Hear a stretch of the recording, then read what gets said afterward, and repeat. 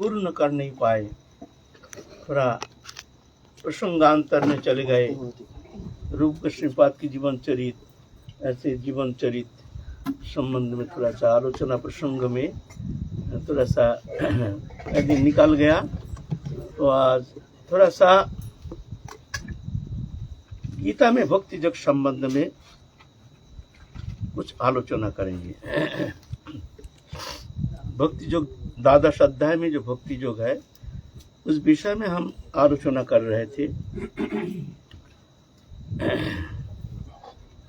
भक्ति योग, भक्ति शब्द का माने है भगवान से प्यार करना सीधा, और जो योग है वो कुछ क्रियात्मक है। मान लो योग्य क्रिया योग है, योग्य क्रिया है इंद्रिय संयम, मन संयम आदि, फिर शरीर क्रिया है नेति धोती आदि है, फिर तुम्हारा नवोद्धार बंधन, जोग मुद्रा, खिचड़ी मुद्रा, जोग मुद्रा, ये सब मुद्रा क्रिया है, शरीर संबंधी क्रिया, ये क्रिया करना पड़ेगा, क्रियात्मक है। फिर तुम्हारा अटूट ब्रह्मचर्य होना पड़ेगा, फिर निरोग काया होनी चाहिए, नहीं तो होगा नहीं, जग भ्रष्ट हो जाएगा। फिर चाहे कितना भी तुम कोशिश करो, अगर निरोग काया नहीं होगा तो तुम योग में तुम आगे बढ़ नहीं सकते, किसी अवस्था में बीमार पड़ जाओगे। निरोग काया होना चाहिए, अखंड ब्रह्मचर्य होना चाहिए। फिर क्रिया जो है ना, नवोद्धार बंधन, खिचड़ी मुद्रा, जोग मुद्रा, ये सब क्रिया है, करना पड़ेगा नियमित, तो क्रियात्मक, क्रिया प्रदान। फिर इसका स्थिति भी है, और स्थिति अनुसार तो समझ जाते हैं। अभी हमारे जो मूल शक्ति, कुलो कुंडलिनी शक्ति जो हमारे भीतर है, वो कहाँ कौन स्टेज में पहुँचे हैं, उसके लक्षण है, लक्षण के द्वारा पहचान होता है जो हम आगे बढ़ रहे हैं। ऐसे ज्ञान मार्ग में नेति नेति विचार चाहिए, उपासना के साथ साथ नेति नेति विचार, वेदांत अध्ययन, वेदांत विचार, ये बहुत जरूरी है। कर्म कांड में तुमको कर्म प्रधान है, कर्म करना पड़ेगा, कर्म ही प्रधान है। हर इंद्रियों के द्वारा काय मन वचन से तुमको कर्म करना पड़ेगा। कौन सा कर्म? न तत्कर्म हरितोषं सा विद्या अनुमति जया। कर्म उसे कहते हैं जो भगवत प्रसन्नता के लिए, भगवान की सृष्टि है, उस सृष्टि में तुम भी आए हो। भगवान ने तुमको शरीर प्रदान किए, मनुष्य शरीर। इस शरीर के द्वारा तुम भगवत प्रसन्नता के लिए, समाज कल्याण के लिए, जगत कल्याण के लिए, मंगल के लिए तुम्हारे अनासक्त होकर के बस एकमात्र तुम्हारे उद्देश्य है कर्म करना। ये कर्म भगवत कर्म जान करके कर्म प्रधान है, कर्म करना पड़ेगा। इंद्रिय संयम करके चुपचाप बैठे रहने से कर्मयोगी होना संभव नहीं है। तो आया भक्ति योग। फिर तंत्र योग है, तंत्र मार्ग।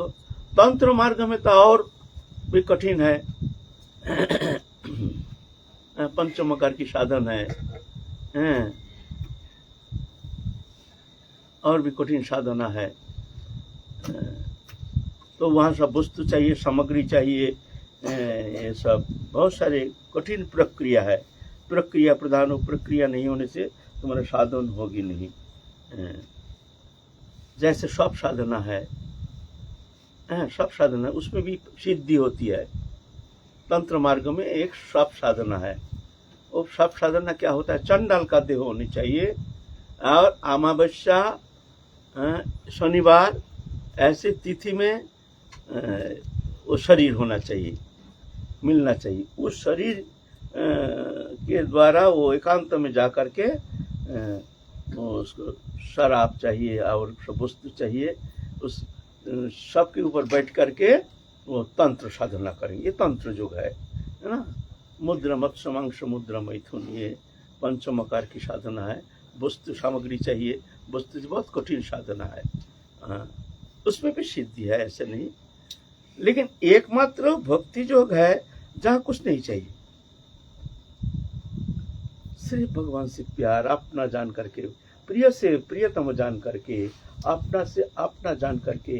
जैसे तुम अपने परिवार से तुम प्यार करते हो, संबंध रख करके उनके सुख समृद्धि के लिए तुम्हारे समस्त प्रचेष्टा, काय मन वचन से तुम्हारे समस्त चेष्टा है हमारे परिवार की सुख समृद्धि, उनको किस तरह से हम सुखी करेंगे। सुखी करने का इच्छा का कारण है पीछे तुम्हारी ममता, पुत्र परिवार स्त्री आदि के प्रति ममत्व बोध, मेरा है, मेरा पुत्र मेरी कन्या, ममत्व बोध के कारण ही जीव देखो इतना दुख, इतना कष्ट, इतना सब आदि व्याधि उपाधि सब सहन करके भी देखो किस तरह से संसार के लिए सारा जीवन समर्पण करके, मान लो मानव जीवन को चौपाट करके उनके सुख के लिए ही बस जीने का एकमात्र उद्देश्य है परिवार के सुख समृद्धि। अपने लिए भी चेष्टा नहीं, अपने जीवन के जो उद्देश्य है, मानव जीवन का उद्देश्य है, इस संबंध में उसका कोई आग्रह नहीं, वो जानते भी नहीं है हमारे मानव जीवन का उद्देश्य क्या है। कारण बिना कार्य नहीं होता है, हर कारण कार्य के पीछे कारण होता है ना। पहले कारण फिर कार्य। भगवान ने तुमको सृष्टि किया, मनुष्य तुमने प्रदान किया है, कारण क्या है? कारण अनुसंधान करो। और भी तो शरीर दिया है, कुत्ता बिल्ली 84 लाख जन्म में कितना शरीर है, तुमको एक मनुष्य शरीर दे करके संसार में भगवान भेजे हैं। बुद्धि ज्ञान विवेक विचार समस्त सृष्टि सुंदर एक निपुण सृष्टि के द्वारा भगवान एक सुंदर रचना की है मानव तनु। किस लिए, उद्देश्य क्या है? तो भोग सुख, सियाल कुत्ता जैसे खाना पीना और परिवार पालन पोषण, ये तो पशु जीवन में भी होता है। और भोग सुख बोलो जो भोग के लिए, अरे पागल, ये मनुष्य शरीर में तो भोग होता ही नहीं। मनुष्य शरीर में भोग के लिए हमारे जो इंद्रिय है ना, इंद्रिय के पास ज्ञान इंद्रिय चक्षु कर्ण नासिका जीवा तक, ये तो हमारे भोग के प्रधान उपकरण। आंख के द्वारा दुनिया का रंग तमाशा देखते हैं, इसके द्वारा हम आनंद लेते हैं। कान के द्वारा दुनिया के गाना बजाना, प्रियजन के शब्द, प्रियजन के नाना प्रकार वार्ता, विषय वार्ता, इससे हम रस लेते हैं। जीवा के द्वारा नाना प्रकार बात करते हैं, शब्द प्रयोग के द्वारा हम आनंद देते हैं, आनंद प्राप्त करते हैं। त्वक के द्वारा स्पर्श सुख अपना अपना संपर्क अनुसार अपने स्पर्श सुख आस्वादन करते हैं। बच्चा को गोदी में लेकर एक आनंद, मित्र को छाती में लगा करके एक आनंद, मैया के गोदी में, माँ के गोदी में सो करके एक आनंद, जैसे संपर्क तदनुसार स्पर्श सुख, है ना। ये तो उपकरण है, शब्द स्पर्श रूप रसगंध। तो ये अगर मनुष्य जीवन का उद्देश्य तुम मानते हो तो भ्रमित हो जाओगे। मनुष्य शरीर में इतना इंद्रिय प्रबलता है नहीं, भगवान ने दिया नहीं है। पशु जीवन में बहुत ज्यादा है। पशु बहुत दूर तक सुनता है। एक कुत्ता कहीं एक आवाज हो गया, रात में भो भो भो भो करते करते भाग गया, दिखता है उसको, अंधकार में बहुत दूर तक दिखता है, तुमको उतना दृष्टि शक्ति आई नहीं। पशु एक कुत्ता एक रोटी खा करके जो आनंद प्राप्त करता है, तुमको 56 भोग पा करके भी वो आनंद तुम ले नहीं सकते। पशु स्पर्श सुख के द्वारा जो आनंद प्राप्त करता है, तुम में ऐसा शक्ति है नहीं। पशु घ्राणेंद्रिय के द्वारा इतना प्रबल है, वो सूंघ करके क्या क्या नहीं, ऐसे ना जो कुत्ता है, बड़े बड़े CID डिपार्टमेंट में कुत्ता रखते हैं, उसके घ्राणेंद्रिय कितना प्रबल है। तो इंद्रिय सुख पशु में प्रबल है। अगर भोगी जीवन का उद्देश्य है तो पशु जीवन में भोग बहुत ज्यादा। हम एक 56 भोग खा करके जो आनंद प्राप्त करते हैं, एक पशु सामान्य वस्तु खा करके उससे बहुत गुना 100 गुना अधिक आनंद प्राप्त करता है। पशु में आनंद इतना इंद्रिय प्रबलता उनमें अधिक है, मनुष्य में इतना इंद्रिय प्रबलता है नहीं। मनुष्य ज्यादा भोग नहीं कर सकता है, इंद्रिय विकल हो जाएगा, ज्यादा खाएगा अपच हो जाएगा, खा नहीं सकता है, लीवर नष्ट हो जाएगा, खराब हो जाएगा। एक सुअर देखो कितना गंदगी में देखो दिन रात खा रहा है, क्या खा रहा है भगवान जाने। देखो ठीक है, कितना पाचन शक्ति, तुम्हारे पाचन शक्ति भगवान दिया ही नहीं। हमारे हर इंद्रिय सब सीमित है। अगर तुमको भोगी जीवन का उद्देश्य है तो भगवान से प्रार्थना करो, प्रभु मनुष्य जीवन देना नहीं, हमको पशु जीवन देना, हमको भोग करेंगे। मनुष्य जीवन ही दिया है एकमात्र हरिभजन के लिए, ज्ञान विवेक विचार दिया है। तुम विचार करके ये संसार चक्र से मुक्त होकर तुम जिस स्वरूप को भूल करके, जिस परमानंद स्वरूप को भूल करके तुम एक शरीरधारी बन करके संसार चक्र में घूम रहे हो, मौका दिया है तुमको, ज्ञान दे दिया, विचार दे दिया, बुद्धि दे दिया, सब दे दिया। तुम अब विचार करके अपना सही मार्ग अवलंबन करके तुम संसार चक्र से मुक्त होकर परम शांति पद, परम आनंद पद प्राप्त करके तुम मुक्त हो जाओगे ना। इस विषय कोई आग्रह नहीं, कोई जानने का चेष्टा नहीं, कोई बोलने से भी हमारा कोई आग्रह नहीं। यह है मानव जीवन। तो हमारे जीवन का उद्देश्य नहीं पूछा जाए, तुम्हारे जीवन का उद्देश्य क्या है, क्या कहेगा, क्या कहोगे, हमारे जीवन का उद्देश्य क्या है? वो कहेंगे हाँ नौकरी करेंगे, इतना पैसा इनकम करेंगे, बैंक पे रखेंगे, पेंशन ग्रेजुइटी जो मिलेगा, हमारे इससे ये करेंगे, मकान बनाएंगे, दुकान बनाएंगे, बच्चे को शादी करा देंगे, अच्छा एजुकेशन देंगे, अच्छा सब करोगे, सब किया, उसके बाद फिर क्या करोगे? तुम्हारा फिर उद्देश्य क्या है? मृत्यु। बस एक ही है, तुमको मरना है, सब छोड़ के जाना है। तो तुम्हारा टारगेट क्या है? तुम्हारा जीवन का लक्ष्य क्या है? तुम जानते ही नहीं हो हमारे जीवन का लक्ष्य क्या है। और ये जो संकल्प कर रहे हो हमारे स्त्री कुटुंब पालन पोषण आदि जो है ये करना, ये तो स्वाभाविक हो, जो नसीब में ले आया है तदनुसार वो ऑटोमेटिक मिल जाएगा उसको।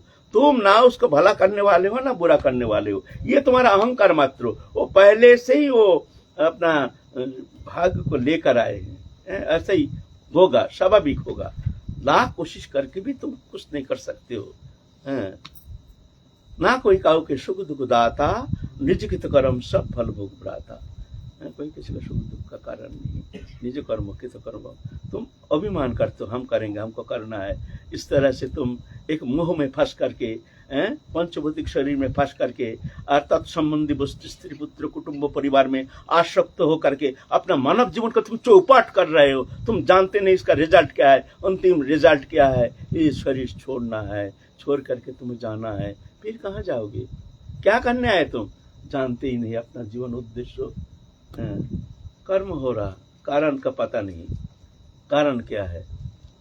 ये कारण है एकमात्र, निर्देव मध्यम सुलभं सुदुर्लभं प्लवं सुकल्पं गुरुकर्णधारम मयानुकूलन नविश्यतरितं पुमान भवाब्दिं नतरत्स आत्महा। मानव तो एकमात्र हरि भजन के लिए, एकमात्र हरि भजन के लिए, एकमात्र हरि भजन के लिए भगवान ने दिया है तुमको।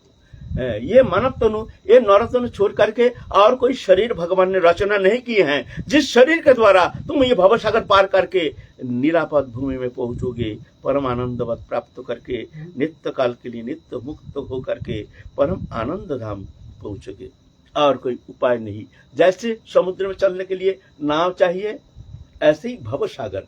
ये भवसागर, भव माने बनो, क्या बनो? कुत्ता बनो, शियाल बनो, गैया बनो। जब तक तुम्हारी मुक्ति पद तुम प्राप्त नहीं करते हो, जब तक तुम अपने स्वरूप में नहीं पहुंच रहे हो, जब तक तुम भगवत सान्निध्य प्राप्त नहीं कर रहे हो, तब तक जाकर के बनो। भवो माने ऐसे ही बनते रहो, आओ और जाओ। इसलिए कहते हैं भवो सागर। भवो माने बनते रहो। इसका एक समुद्र, महासमुद्र, कूल किनारा नहीं है। ये पार करने के लिए मानव तनु है एकमात्र नाव विशेष। ये नाव है, इस नाव के द्वारा ही तुम पार लगा सकते हो। यहाँ देवता भी असमर्थ है, देवता लोग भी चाहते हैं हमको एक मानव तनु मिल जाए, वो भी भारत भूमि में हमको एक मानव तनु मिल जाए। किंतु बाहर जो वेस्टर्न कंट्री है, वहाँ ऐसे हमारे आध्यात्मिक चेतना की जो हमारी स्थिति है, जहाँ हम पहुंच सकते हैं साधना के द्वारा, हमको जो ज्ञान उपलब्ध है, ऐसे दृष्टा पुरुष जो भारत में निवास करते, ऐसा विदेश में है नहीं। इसीलिए भारत भूमि भगवान के बिहार भूमि, यहाँ पवित्र भूमि। देवता लोग चाहते हैं हमको भी एक बार मनुष्य जीवन मिल जाए, हम भी साधना करके हम भी परम आनंद पद, परम शांति पद प्राप्त करके हम भी नित्य मुक्त हो जाएंगे। देवता लोग जानते हैं ना देवता क्या है। देवता लोग वो तो तुम भी शुभ मंगलमय कार्य करोगे, ज्यादा करोगे तो तुम भी देवता लोग जाओगे। फिर क्षमे पुण्य मत लोकं विशंति एवं तो ये धर्म अनुपन्न गतं गत काम कम लवंते। पुण्य क्षय होने से फिर मर्त लोक में आ जाता है, फिर सियाल को बन करके फिर डोलता है। इसीलिए देवता लोग भी जानते हैं जे ऐसे हमको एक भारत भूमि में मानव तनु मिल जाए। हे प्रभु, हमने बहुत भूल किया, बहुत हमने मिस यूज किया। ये मानव तनु पा करके इस बार अगर मानव तनु मिल जाए तो हमको भजन करेंगे। इसीलिए भगवान की सबसे बड़ी कृपा तुमको मानव जीवन दे दिया, एकमात्र हरि भजन करने के लिए, एकमात्र परम शांति प्राप्ति के लिए, एकमात्र तुम ये दुखमय सागर से मुक्त होकर के परम प्रेमास्पद भगवत चरण सान्निध्य प्राप्त करने का सबसे सुंदर भगवान की कृपा तुमको मानव तनु दे दिया है ना, है ना। तो ये भक्ति मार्ग हो। ऐसे ही तुम संसार के लिए इतना कुछ करते हो, भगवान कहते हैं ठीक है, हमको भी तुम ऐसे ही प्रिय से प्रिय तुम जान करके हमको भी ऐसे ही प्रेम करके देखो ना। थोड़ा प्रेम चाहिए, तुम्हारा मन चाहिए, कोई वस्तु नहीं चाहिए। मन मना भवो, मन मना भव मद भक्त मद जाज मंग नमस्कुरु मामेवश्य शतंग ते प्रतिजाने प्रियोसी में। मैं तुमको प्रतिज्ञा करके कहता हूं, तुम हमको प्राप्त करोगे। तुम्हारा मन को हमको दो, मन को अपना देव माने तुम्हारा मन में हमारे लिए ऐसे ही एक स्थान बना दो। कुछ नहीं चाहिए, तुम्हारे हृदय में तुम हमको स्थापना करो, हमारे लिए घर बना दो, हम वहीं निवास करेंगे। तुम्हारा मन को हमको दो, हमारे चिंतन करो, हमारे भावना में तुम समय व्यतीत करो, हमारी प्राप्ति के लिए ही तुम अखिल चेष्टा करो। फिर देखो तो हम तुमको कितना आनंदमय पद तुमको प्राप्त करा देता हूँ। तुम देखो आनंद में भर देंगे तुम्हारे जीवन, तुम धन्य हो जाओगे। हमको थोड़ा प्रेम करके देखो। जगत से प्रेम करोगे तो वंचना, हमको प्रेम करोगे तो कुछ, जगत को प्रेम करोगे तो मिलेगा कुछ नहीं, जाएगा सब कुछ। और हमको प्रेम करोगे तो जाएगा कुछ नहीं, मिलेगा सब कुछ। जाएगा कुछ नहीं माने तुम्हारा कोई संसार की कोई वस्तु कोई नष्ट होने का भय नहीं, वो तो है रहे, लेकिन भगवान मिल जाएंगे। अनंत कोटि ब्रह्मांड नायक भगवान बोलते हैं हम तुम्हारे हो जाएंगे। यह है भक्ति योग, सबसे सरल उपासना। ना कर्म योग की अपेक्षा, ना तंत्र योग की अपेक्षा, ना ज्ञान योग की अपेक्षा, सिर्फ प्रेम। जतु सर्वाणि कर्माणि मयि सन्न्यस्य मत्परा अनन्य नैव योगेन मां ध्यायन्तु उपासते तेषां अहं समुद्धर्ता मृत्यु संसार सागरात् भवामि अचिरात् पार्थ मयि आवेशित चेतसाम्। समस्त कर्म हमको समर्पण करके, सर्वाणि कर्माणि माने तुम्हारे कर्म, हमारे लिए कोई कर्म नहीं है। कर्म वही है, सिर्फ जानो जी प्रभु तुम्हारे कर्म तुम करा रहे हो हमारे द्वारा, हम करता नहीं है, हम तो तुम्हारे दास हैं। तुम जैसे करा रहे हो हम ऐसे कर रहे हैं। सिर्फ कर्तृत्व अभिमान को त्याग करना है, कर्म त्याग करना नहीं है। कोई सोचते हैं जो भजन माने सब छोड़ छाड़ के गृह घर दुकान पाठ सब कर्मों आदि छोड़ छाड़ के जंगल में जाकर के बैठने से भजन होता है। कुछ नहीं होता है, कुछ नहीं होता है उसमें। जंगल में पशु पक्षी भी रहता है तो क्या हुआ। शोभरी ऋषि सबसे एकांत स्थान पानी के नीचे हैं जाकर के तपस्या किए हैं 60,000 वर्ष। उससे एकांत क्या है, एकांत। फिर उनके मन में संसार वासना आ गई। संसार क्या चीज है हमने तो देखा नहीं, चलो ये भी थोड़ा देख लो। क्या कहोगे, कोई गारंटी थोड़ी है। तुम जंगल जाकर के क्या गारंटी है तुम्हारे, जो वहां जाकर के तुम निष्प्रिय निर्लिप्त होकर भगवत चरण में एक तल्लीनता तन्मयता प्राप्त करके तुम संसार से मुक्त हो जाओगे, कोई गारंटी नहीं।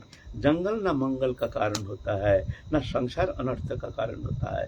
वासना ही अनर्थ का कारण। मन में अगर वासना है तो वासना ही तुम्हारा बंधन का कारण होता है ना। इसलिए भगवान कहते मन को हमको दो।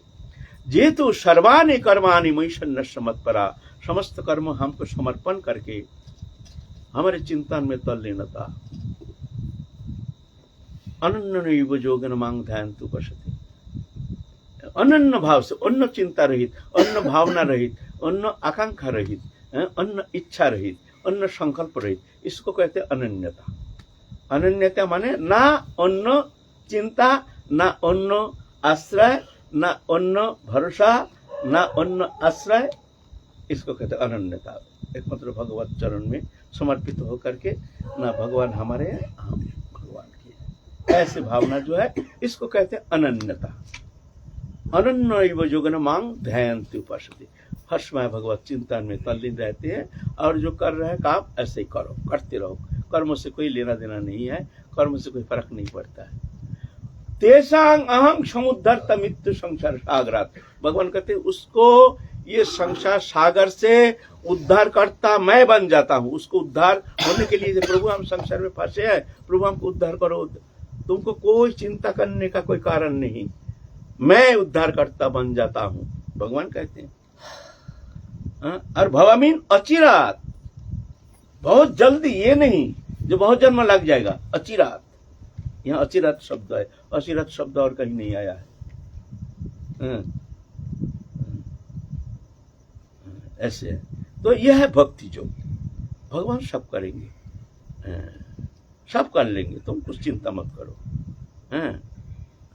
यह है भक्ति योग, सबसे सरलतम उपासना, भगवान को सबसे प्रियतम, सबसे निकटतम जान करके प्रेमास्पद भगवान के लिए तुम्हारे हृदय में थोड़ा स्थान बना दो, उनके चिंतन करो। कर से करम कर विधि नाना, चित्त रखो जहाँ कृपा निधाना। कर से कर्म करते रहो, मन में प्रभु के चिंतन करो, प्रभु जाना है ये तो अनित्य संसार है, लेना ना देना मगन रहना, कर्म करना है जब तक शरीर है, एमीबा से लेकर के ब्रह्म तक सब कर्म करते विवाह सुखर, प्राणी मात्र शरीरधारी मात्र ही, पंचभौतिक शरीरधारी मात्र ही विवाह सुखर कर्म करते हैं, कर्म करना ही पड़ेगा। लेकिन तत्कर्म हरितोषंग, एकमात्र प्रभु के प्रसन्नता के लिए ही हमको कर्म करना है, बाकी कर्म बंधन का कारण। यह है भक्ति जो सरल उपासना, सबसे सरल। तो भगवान फिर गीता में कहते हैं अंतिम में, जितों को कैसे भक्त होना चाहिए, भक्त में क्या क्या गुण होना चाहिए, इस विषय हम लोग तो आगे आलोचना कर चुके हैं, अभी पुनरावृत्ति की कोई आवश्यकता है नहीं। अद्वेष्टा भूतान सर्वभूतानां मैत्र करुणैव च निर्मम निरहंकार समदुःख सुखक्षमी संतुष्ट सततं जगत्मद्योनश्चय मय्यार्पित मनोबुद्धिर जो मद्भक्त स्वामी प्रिय जस्पान नदी जते लोक लोकान नदी च हर्षमर्ष भयद बेगर मुक्त सचमा प्रिय अनपेक्ष सुचिर दक्ष उदासीन गत व्यथा सर्वरंभ परित्यागे जस स्वामी प्रिय नरिश जो नरिष्यति नदिष्टि नश्यति काकंकति सर्वरंभ परित्यागी स्वामी प्रिय, है ना। फिर आए हैं समशत्रु चौमित्रे च तथा मान अपमानय शीतुष्ण सुख दुख से समसंग विवर्जिता तुल्य निंदा स्तुतिर्मुनि संतुष्ट जन कनचित अनिकेत श्री भक्तिवंत स्वामी प्रिय। ये अंतिम श्लोक, इसका व्याख्या बाकी रह गया। आगे के श्लोक संबंध में हम लोग आलोचना किए हैं, आस्वादन किए हैं जहां तक संभव। अभी समशत्रु चौमित्री बोलते हैं भजन करने के लिए तुमको इस विषय में थोड़ा दृढ़ निश्चय करना पड़ेगा, मन को निश्चय करना पड़ेगा, कहाँ कहाँ हम अटक गए हैं, कहाँ कहाँ बाधा है, कौन सा बाधा हमको अतिक्रमण करके भगवत सान्निध्य प्राप्त करने के लिए कैसे कैसे बाधा के सम्मुखीन होकर के हमको आगे चलना है। बोलते समशत्रु चौमित्र, दुश्मन और मित्र दोनों को बराबर समझना, कोई किसी का दुश्मन नहीं, हम दुश्मन बनाते हैं, हमारे व्यवहार किसी को दुश्मन बनाता है, हमारे व्यवहार किसी को मित्र बनाता है। ये दोनों ही हमारे कर्म के प्रतिक्रिया है, ना कोई किसी का दुश्मन ना कोई किसी का मित्र। ऐसे अंध के कोई दुश्मन नहीं मित्र नहीं है, अंधा है ना, उसका कोई शत्रु है नहीं। तो हम बनाते हैं हमारे व्यवहार मित्र बनाते हैं, हमारे व्यवहार दुश्मन बनाते हैं। लेकिन जो साधन करेंगे वो ऐसे नहीं, वो देखेंगे तो सब में भगवान है, सब में प्रभु की अवस्थान है, जान करके सबके प्रति श्रद्धा मैत्री करुणा है। अगर देखते हो जो इनकी व्यवहार तुमको पसंद नहीं आता है तो ठीक है, उनसे व्यवहार मत रखो, लेकिन द्वेष मत करो। किसी को प्रेम कर नहीं सकते हो कोई बात नहीं है, किंतु किसी से बैर मत करो।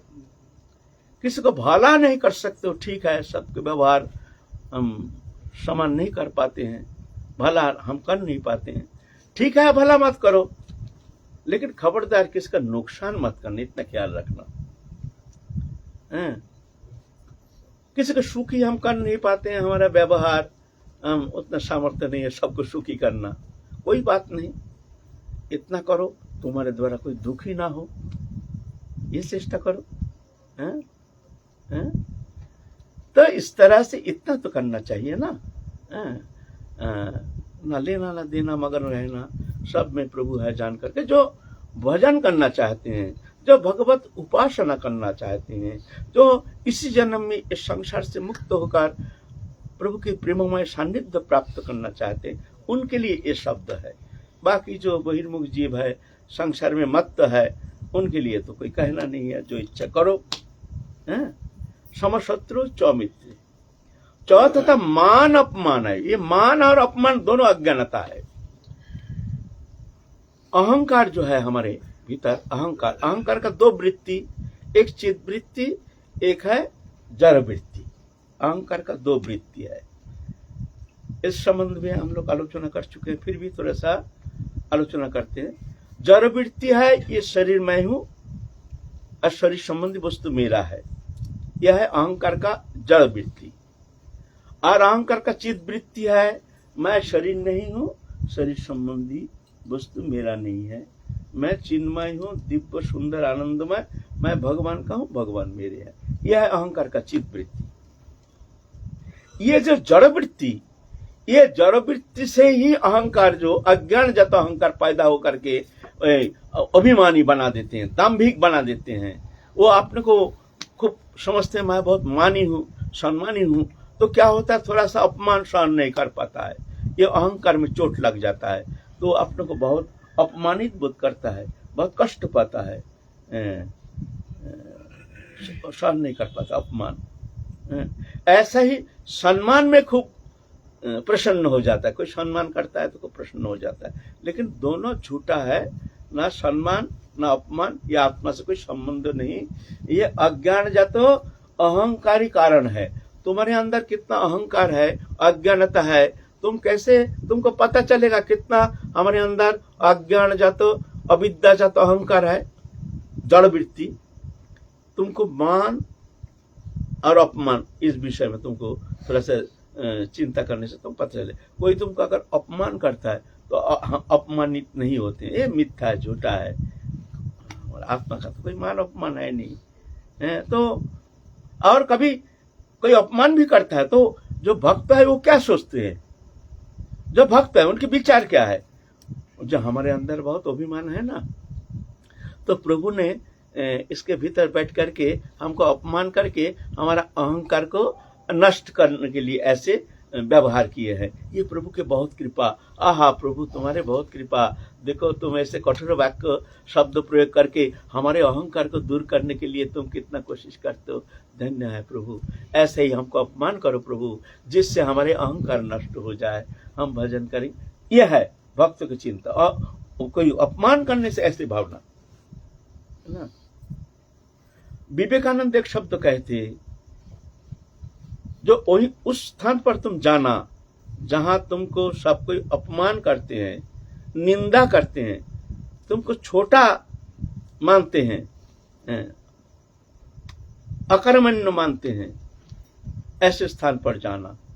क्यों बोलता है, वो तुमको मार मार के तुम्हारे हृदय को, अज्ञान को, अहंकार को नष्ट कर देगा। तुम बहुत जल्दी भगवान के पास पहुंच जाओगे।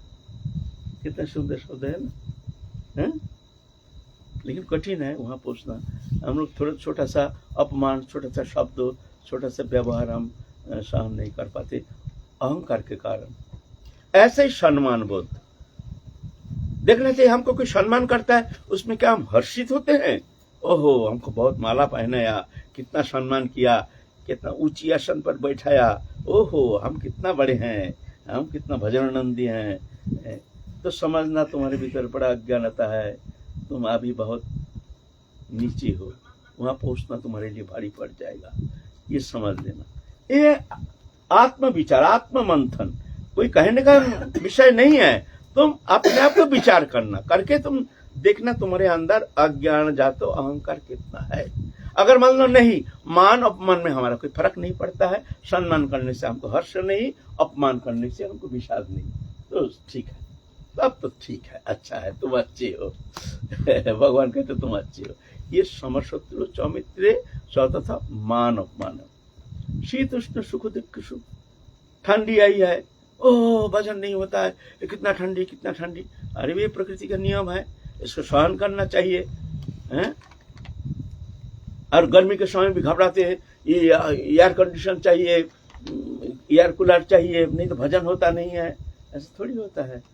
साधु को देखना नहीं है।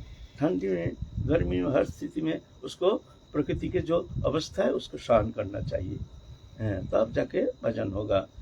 ऐसा नहीं जो एयर कंडीशन घर में बैठने से ही तुम्हारा मन एकदम भगवत चरण में लग जाएगा, ये भ्रम में मत पड़ो।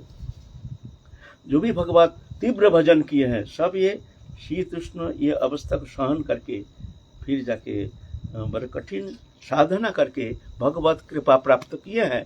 कोई एयर कंडीशन घर में बैठ करके साधन करके भगवत प्राप्ति किए हैं, ऐसे इतिहास के पन्ने में तो ऐसा हमने तो बहुत जीवन चरित हमने जहाँ तक अध्ययन किया है हमने ऐसा सुना नहीं है जो एयर कंडीशन ठंडी में बैठ करके प्रभु को भजन करके प्राप्त किए हैं।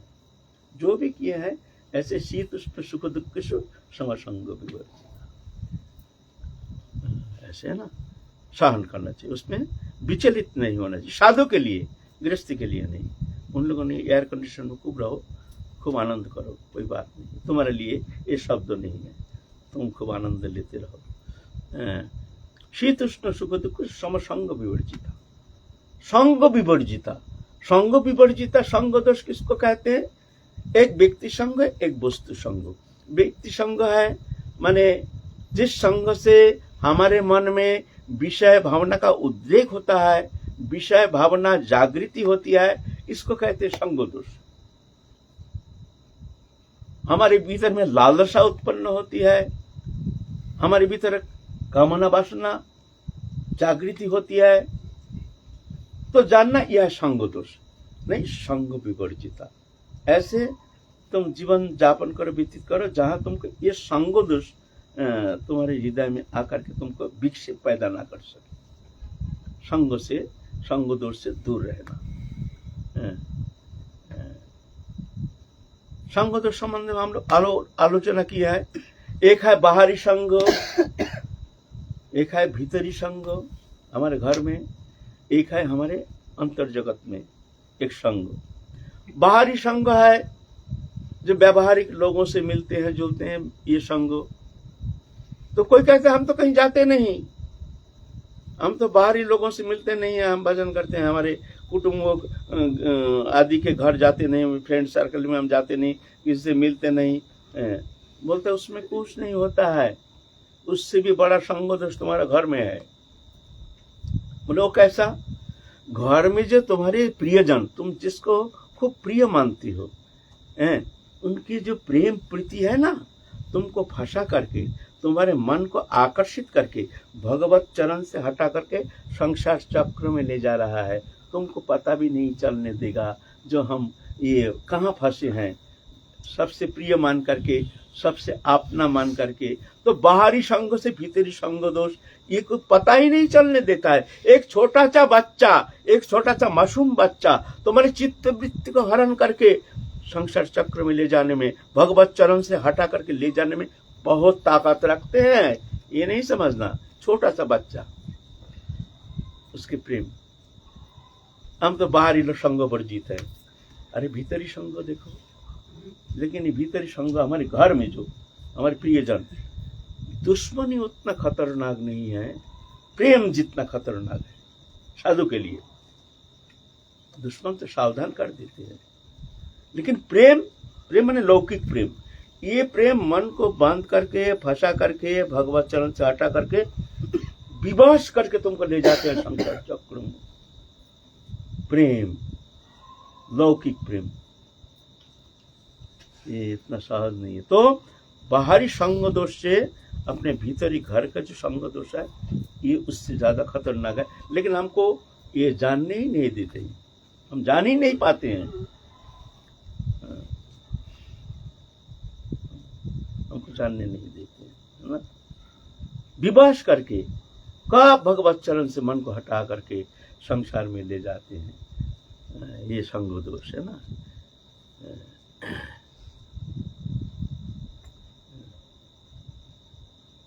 और उससे भी खतरनाक संग है, और एक संसार से भी खतरनाक और एक संग है। भीतर में हम भोग बसना ये सब क्या करते हैं, उसका मंथन करते हैं, मनन करते हैं, चिंतन करते हैं, मन ही मन में भोग करते हैं, मन में भोग करते हैं, कोई जान नहीं पाता है।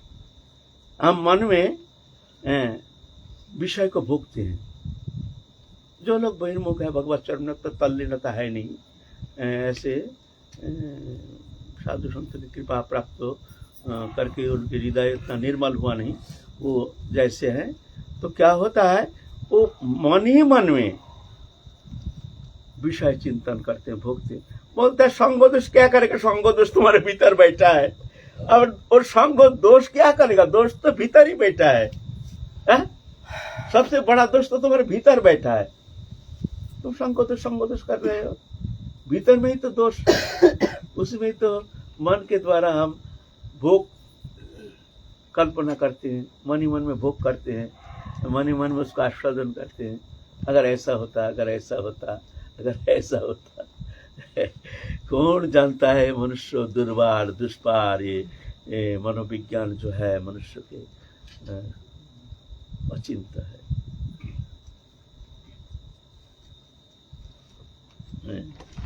तो बाहरी संगों से खतरनाक है भीतरी संगो, माने हमारे घर का, उससे भी खतरनाक है हमारे भीतर में अंतःकरण, अंदर जगत में जो बैठा है, जो कोई जान नहीं पाता है। हम भजन तो करते हैं, लेकिन भीतर में क्या चल रहा वो तो कोई नहीं जानता है, हम ही जानते हैं। लेकिन जानने से क्या होता है, लज्जा नहीं, शर्म नहीं, फिर भी अपने को बाहर में दिखाते हैं, हम ऐसे निर्दोष हैं, हम बड़े महान हैं। इतना निर्लज्ज हम है, इतना बेशर्म हम है। मुझे गैरों ने नहीं यारों ने लूटा, मुझे गैरों ने नहीं यारों ने लूटा, गैरों का कहां इतना दम था, गैरों का कहां इतना दम था, मुझे गम था तो ये गम था, किश्ती जहां लूटी वहां पानी बहुत कम था। बोलते ये गैरों ने नहीं, यार ने लूटता है हमको, दुश्मन हमको लूटता नहीं है, हमारे यारों ने लूटा। किश्ती जहां, किश्ती माने छोटी नाव को कहते हैं किश्ती। हम समुद्र पार करके आए हैं किनारा में ना, ये मानव तनु के द्वारा, लेकिन यहाँ आके यारों के प्रेम में पड़ करके हमारी किश्ती किनारे में आके डूब गया। हमको दुख नहीं था, सागर के भीतर जाकर के डूब जाता तो कोई हमको दुख नहीं था, ठीक है डूब गया, क्या करें। किनारा में आकर थोड़ा सा और थोड़ा सा हम खींच लेते तो हम किनारा पा जाते, लेकिन किनारा में आकर के डूब गया। ये मानव तनु पा करके हमको ऐसे यारों ने हमको इस तरह से लूट लिया, है ना। तो ये संग दोष, समसंग विवर्जिता, तुल्य निंदा स्तुति मौनी। मौनी माने हरि कथा छोड़ करके और दूसरा विषय में आलोचना नहीं करते हैं। ग्राम्य वार्ता, ग्राम्य कथा कहते नहीं है, इसको कहते मौनी। तुल्य निंदा स्तुति माने संतुष्ट जन को नचित, जैसे मिल जाए उसी में संतुष्ट हो, जैसे रदृच्छला वो संतुष्ट हो, दंधाति तभी मत्सर, जैसे मिल जाए उसी में संतुष्ट, प्रभु की इच्छा। संतुष्ट जन को नचित।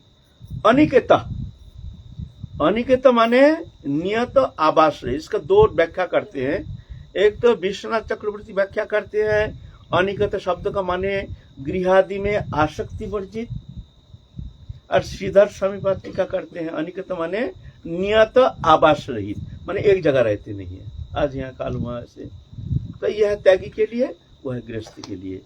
विश्वनाथ चक्रवर्ती देखते हैं वह गृहस्थी लोग कहाँ जाएंगे, वो घर संसार त्याग करके तो गिरहादि में आसक्ति वर्जित, इसको कहते हैं अनिकेत। और श्रीधर स्वामी पद कहते हैं अनिकेत माने नियत आवास रहित, अनिकेत, निकेतन रहित त्यागी लोग जो होते हैं, घर चल जाते।